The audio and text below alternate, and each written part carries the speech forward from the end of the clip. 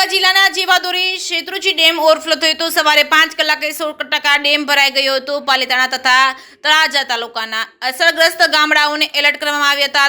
પાલિતાણા તાલુકાના અસરગ્રસ્ત ગામ નાની રાજથળી તેમજ લાપાડિયા, લાખાવડ, માયધાર તેમજ મેઢા તેમજ તળાજા તાલુકાના ભેગાડી તેમજ દાતડ તેમજ ભીગડી તેમજ રોયલ તેમજ માખણિયા, તળાજા, ગોરખી તેમજ તરસરા તેમજ સહિતના એલર્ટ કરવામાં આવ્યા હતા। છેલ્લા થોડા દિવસથી ભાવનગર જિલ્લા તેમજ પાલિતાણા તેમજ તળાજા તાલુકાના ગામડાઓમાં વરસાદ વરસતો હોય। શેત્રુંજી ડેમમાં પાણીની સારી આવક થતા તારીખ 30ના સવારે 5 કલાકે શેત્રુંજી ડેમ 100% ભરાઈ ગયો હતો। સવારે 6 વાગ્યાની સ્થિતિએ 20 ગેટ 1 ફૂટ જેટલો ખોલવામાં આવ્યો હતો। ગેટ ખોલવાના સમયે 1800 ક્યુસેક પાણીની આવક ચાલુ છે। જે સિંહ ગુજરાતી સાથે હિરેન ભાયાણી, ભાવનગર।